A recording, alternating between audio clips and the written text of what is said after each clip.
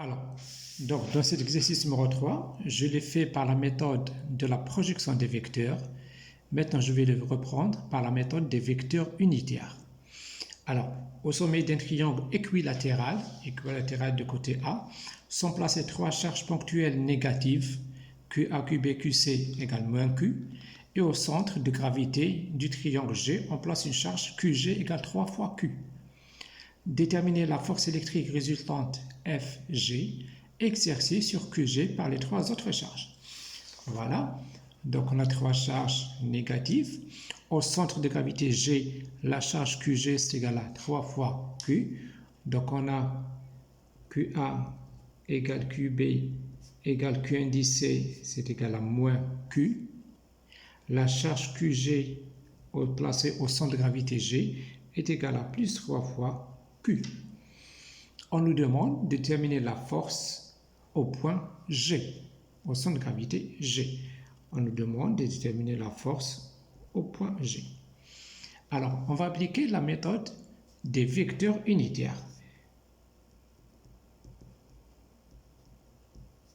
Méthode des vecteurs unitaires.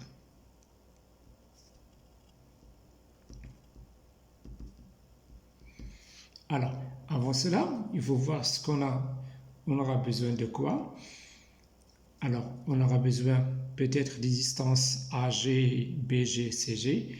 Donc, on a, d'après les données, AB est égal à BC est égal à AC, c'est égal à A, petit a.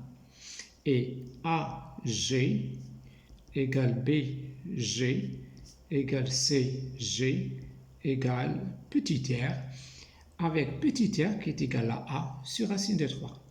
J'ai fait la démonstration dans la vidéo précédente. Vous pouvez la revoir. Alors, donc, qu'est-ce qu'on cherche? On cherche la force au point G. La force appliquée au point G, c'est la force qui est due. Donc, puisque la charge au point G est positive, les autres sont négatives, donc nous avons des forces d'attraction. Donc, la charge A essaye de tirer la charge B vers elle, la charge G vers elle, pardon. La charge B essaie de tirer cette même charge vers elle, et la charge C essaie de tirer la charge G vers elle. Donc, la force au point G, c'est la force FA sur le point G, sur la charge G, plus FB sur la charge G, plus FC sur la charge G. Voilà, je vais appeler ça la relation 1. Donc, on va chercher les vecteurs unitaires. Donc, on aura besoin du vecteur unitaire UAG, UBG et UCG. C'est en fonction, si vous voulez, de cette notation. Le vecteur unitaire UAG, donc il est orienté du point A vers le point G. Ça, c'est le vecteur unitaire UAG. Le vecteur unitaire UBG, selon la force FBG, donc UBG, c'est un vecteur unitaire qui est orienté du point B vers le point G, voilà, ce UBG. Et finalement, le vecteur unitaire UCG, il est orienté du point C vers le centre G. On va exprimer ces vecteurs-là en fonction de I et J, en fonction des vecteurs unitaires de l'axe des X et l'axe des Y. On a ici I et on a ici J. On va essayer d'exprimer ces vecteurs en fonction des vecteurs unitaires I et J. Alors, donc UAG, on commence par le premier. UAG, le vecteur unitaire UAG. Alors, ça se voit très bien, c'est un vecteur qui est suivant l'axe des X, suivant l'axe des Y, mais de sens opposé. Il est opposé à J. Donc, le vecteur unitaire suivant l'axe des Y, c'est J, dont le module est égal à 1. UAG est opposé à J, donc je vais écrire UAG, c'est un vecteur dont le module est toujours égal à 1 aussi, sera égal à moins J. Le vecteur unitaire UBG. Voilà, le voici. Ici, on a un triangle équilatéral, donc cet angle-là, c'est 60 degrés. Ici, on a la moitié, c'est-à-dire on a ici, c'est 30 degrés seulement. Donc, UBG, donc je vais faire la projection de UBG sur l'axe des X. Donc, on pourra le placer ici, si vous voulez. Lorsqu'on fait la projection sur l'axe des X, on aura un vecteur dans le sens de l'axe des X, c'est-à-dire plus U BG par cosinus θ. Cosinus cet angle-là, c'est 30 degrés, c'est le même qu'ici. Donc voilà, le vecteur UBG, lorsqu'on projette sur l'axe des X, on aura ça. Donc cosinus 30 degrés. I. Lorsqu'on fait la projection de ce vecteur-là, je le place ici, sur l'axe des Y, on aura un vecteur dans le sens de l'axe des Y, donc plus le module de UBG, et le vecteur qui sera ici, dans l'axe des Y, je peux le porter jusque-là. Il est un vecteur, c'est un vecteur qui est en face de l'angle, en face des 30 degrés, en face, c'est-à-dire sinus. Donc par sinus 30J. On a le module de ce vecteur-là, c'est toujours égal à 1, ce sont des vecteurs unitaires. Cosinus 30, c'est égal à racine de 3 sur 2, et sinus 30, c'est égal à 1 demi. Donc on aura racine de 3 sur 2i plus 1 demi j. Ensuite, l'autre vecteur UCG. Alors, UCG, le voici. Je peux le translater jusqu'au centre du repère, c'est-à-dire il sera là. Voilà. UCG. Et la même chose, on fait la projection sur l'axe X et l'axe Y pour l'exprimer en fonction de IJ. Lorsqu'on fait la projection de UCG sur l'axe X, on aura ça. On aura un vecteur opposé à l'axe X. Opposé, c'est-à-dire je vais mettre un signe moins. Le module de UCG est par cet angle-là, c'est aussi 30 degrés, c'est le même qu'ici. Donc on a ce côté-là, c'est le côté qui est adjacent à l'angle, adjacent, c'est-à-dire cosinus. Donc par cosinus 30i. On fait la projection sur l'axe Y, on aura un vecteur dans le sens de l'axe Y, donc c'est plus UCG, et ce vecteur-là, ce n'est autre que le vecteur qui sera ici, il est en face de l'angle, en face, c'est-à-dire sinus, par sinus 30J. C'est-à-dire, on aura moins racine de 3 sur 2i plus 1 demi de j. Bien sûr, en remplaçant toujours par UCG 1, de module 1, cosinus 30, racine 3 sur 2, sinus 30, 1 demi. Alors, maintenant, on peut écrire les vecteurs FAG, FBG, FCG.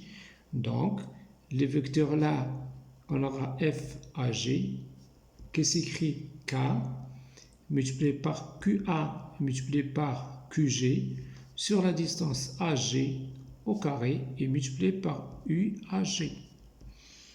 C'est-à-dire K, QA c'est moins Q, QG c'est 3 fois Q, divisé par AG au carré. Nous avons vu dans notre vidéo que AG égale BG égale CG, c'est égal à A sur racine de 3. Donc, plus A sur racine de 3 au carré et multiplié par le vecteur UAG, c'est-à-dire moins J. C'est-à-dire, on aura, donc racine 3 au carré, ça me donne 3. Je vais faire monter en haut, donc multiplié par 3, ça va me donner 9. K, Q au carré sur A au carré par J, si vous voulez, par moins J. Voilà. On passe au deuxième vecteur FBG, la deuxième force appliquée sur le point G. Alors, ce sera K multiplié par QB multiplié par Q1 sur BG au carré, multiplié par le vecteur UBG. Donc, ce sera K, QB c'est moins Q, QG c'est 3 fois Q, divisé par A sur racine de 3 au carré. Alors, la même chose, on aura A au carré sur 3. Je vais faire monter 3 en haut. Donc, on aura 9 K, Q au carré sur A au carré avec le signe moins ici.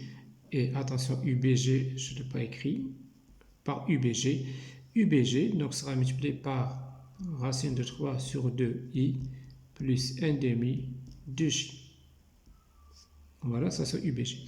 Attention, tout à l'heure, on avait un signe moins ici. Donc, on a moins par moins, ça me donne bien un signe plus. Finalement, la dernière force UCG, donc c'est K multiplié par Q indice C par Q indice G sur CG au carré et multiplié par UCG. C'est-à-dire ce sera K, facteur de moins Q, QC égale moins Q, et QG égale 3 fois Q, divisé par CG, c'est toujours A sur racine de 3, le tout carré, et multiplié par UCG. C'est-à-dire, on aura moins 9KQ au carré sur A au carré, facteur de UCG. UCG, où est-ce qu'il est? Voilà, c'est moins racine de 3 sur 2, I plus 1 demi de J. Voilà, on a terminé avec ces forces-là. Donc, tout ce qu'on va faire, donc, on va remplacer dans la relation 1. FG, c'est égal à la somme de ces trois forces. Alors, on aura FG, donc la relation 1 me donne la force appliquée au point G sera égale à la somme FAG plus FBG plus FCG, c'est-à-dire on va faire la somme de ces forces-là. Donc, on aura, je vais laisser 9K Q au carré sur A au carré en facteur, donc ce sera facteur de J. Ensuite, moins, attention, nous avons moins, donc je vais écrire moins racine de 3 sur 2, I moins 1 demi de J. Ici, on place 9K au carré en facteur, on aura moins, multiplié par ça, moins par moins, ça me donne plus racine de 3 sur 2, I, moins par plus, ça me donne moins 1 demi de J. Alors, voilà, on aura des simplifications. Donc, on a ici moins racine de 3 sur 2i plus racine de 3 sur 2i, ça s'en va. Ensuite, nous avons j, moins 1 demi de j, moins 1 demi de j, donc ce sera égal à 0. Donc, ça sera égal à 0i plus 0j, c'est-à-dire le vecteur nul. Donc, la résultante des forces au point G, au centre de gravité, est égale à 0. Alors, on continue, donc la deuxième question. Déterminer la force FA agissant sur la charge placée au point A. On nous demande de déterminer la force au point A. La force au point A, c'est la somme des forces qui sont dues aux trois autres charges. Entre A et B, les deux charges sont négatives, donc nous avons une répulsion. Entre A et C, la même chose, les deux charges sont négatives, donc nous avons répulsion. Entre A et G, pardon, QA est négatif et QG positif, donc nous avons une attraction. Ici, on a une attraction, force d'attraction. Alors, on nous demande de déterminer la résultante des forces appliquées au point A. Donc, deuxièmement, on va écrire FA est égal à la force qui est due sous les du point B. Donc, c'est FB sur A, plus la force due sous les de la charge C, c'est-à-dire plus FC sur A, et finalement, plus la force qui est due sous les à la présence de la charge qui est au point G, c'est-à-dire plus FGA. Alors, on utilise toujours la méthode des vecteurs unitaires, donc on va dessiner ces vecteurs unitaires, les vecteurs unitaires UBA, UCA et UGA. Voilà, je vais les dessiner UBA. Donc, je m'oriente de B vers A. Le vecteur unitaire, il est comme ça. Voilà le vecteur unitaire UBA. Je peux les dessiner ici, au centre, si vous voulez, du plan X ou Y. Voilà. Ça, c'est le vecteur UBA. Le vecteur UCA, la même chose. Il est orienté du point C vers le point A. Voilà. Il est comme ça, le vecteur unitaire UCA. Je peux le dessiner au centre du repère X ou Y. Voilà. Je le dessine ici.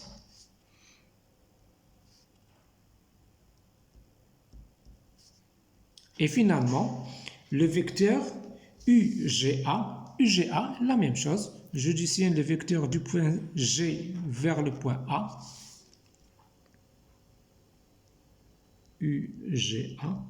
Je peux les dessiner ici, la même chose, suivant l'axe des Y, il est comme ça. Voilà, ça c'est UGA.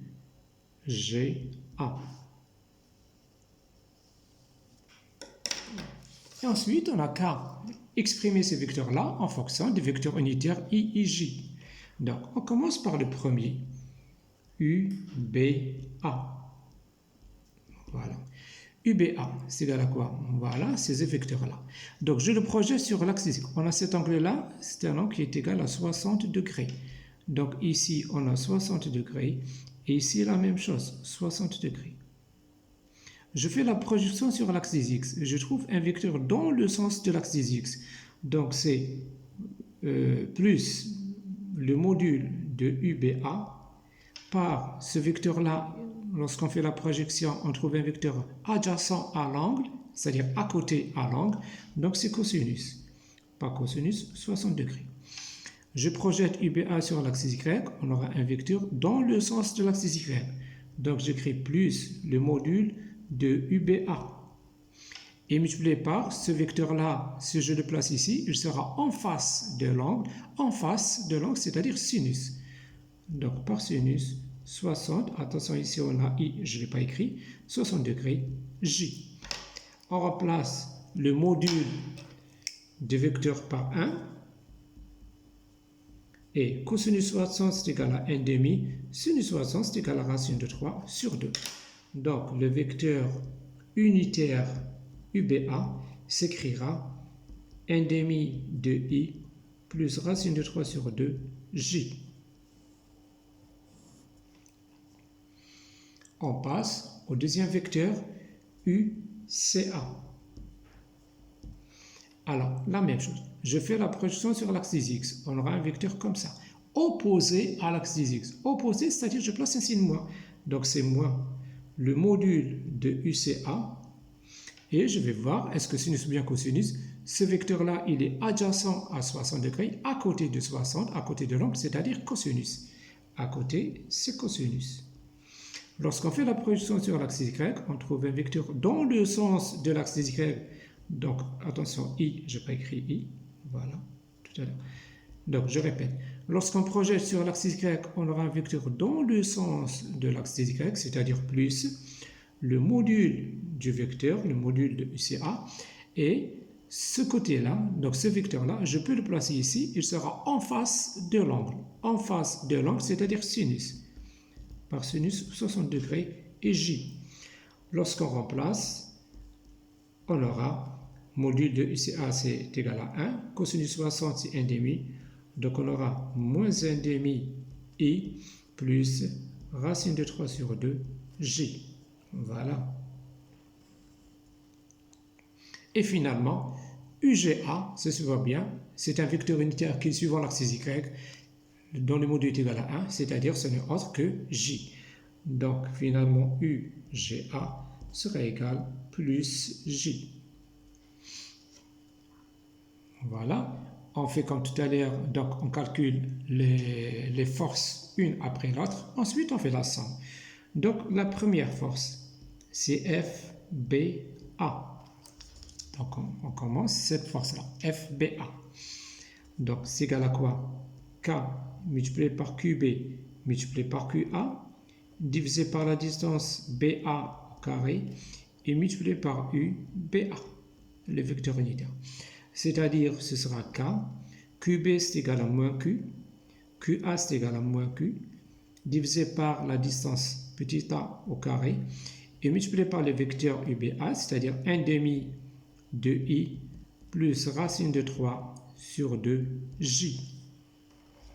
Ensuite, on passe au vecteur FCA, c'est égal à K, multiplié par Q indice C, multiplié par Q indice A, sur la distance CA au carré, multiplié par le vecteur unitaire UCA.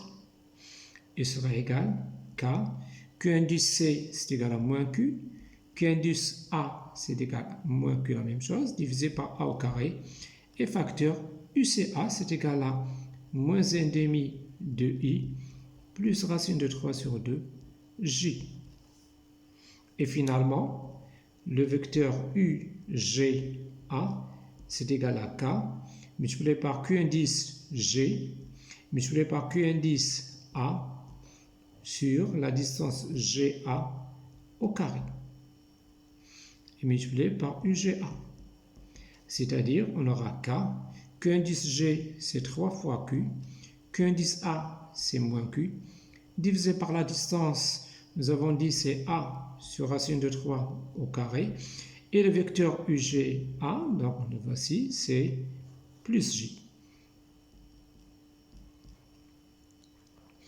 Voilà, finalement on n'a qu'à faire la somme, donc on remplace dans la relation, où est-ce qu'elle est la relation UE2, voilà, je vais appeler cette relation 2, donc FA c'est FBA plus FCA plus FGA, on n'a qu'à faire la somme, donc voilà, on aura finalement FA qui sera égal à FBA, donc ici, bon, on va ranger un petit peu ici, donc moins par moins ça me donne plus, donc on aura K, Q au carré sur A au carré facteur de 1 demi de I plus racine de 3 sur 2 J. Ici la même chose, moins par moins ça me donne plus, donc on aura K, Q au carré sur A au carré facteur de moins 1 demi de I plus racine de 3 sur 2 J. Et finalement ici donc on aura moins 3 fois K, Q au carré, non, ici on aura 3 encore, 3 par 3 ça me donne 9, donc on aura 9 K, Q au carré sur A au carré par J. Voilà, je vais faire la somme de ces trois forces-là. Donc FA c'est égal à FBA plus FCA plus FGA. Donc je vais écrire ça. Je vais faire sortir K, Q au carré sur A au carré en facteur. Donc ce sera facteur de 1 demi de I plus racine de 3 sur 2 J plus K, Q au carré sur A au carré est déjà en facteur. Donc on aura plus moins 1 demi de I plus racine de 3 sur 2 J. Et je fais pas la parenthèse, pardon. Et ensuite, on a K, Q au carré en facteur, donc moins 9J. Voilà. C'est-à-dire, finalement, qu'est-ce qu'on aura? Donc, je remarque qu'on a ici 1 demi de I moins 1 demi de I, ça s'en va. Donc, on aura 0I. Ensuite, on aura racine de 3 sur 2 moins 9. Non, racine de 3 sur 2 plus racine de 3 sur 2, ça me donne racine de 3. Racine de 3 moins 9. Donc, on aura c'est 1,73. Donc, moins 9, c'est à peu près, donc c'est moins 7,26 K, Q au carré sur A au carré J. Voilà, c'est-à-dire les composantes de la force F au point A, je peux les écrire à la fin.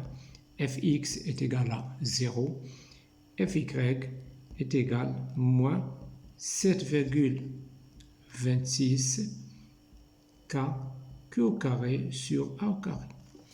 Si on vous demande de calculer le module de FA, alors ce n'est autre que racine de Fx au carré plus Fy au carré sur la racine, c'est-à-dire ce sera 7,26 K, Q au carré sur A au carré.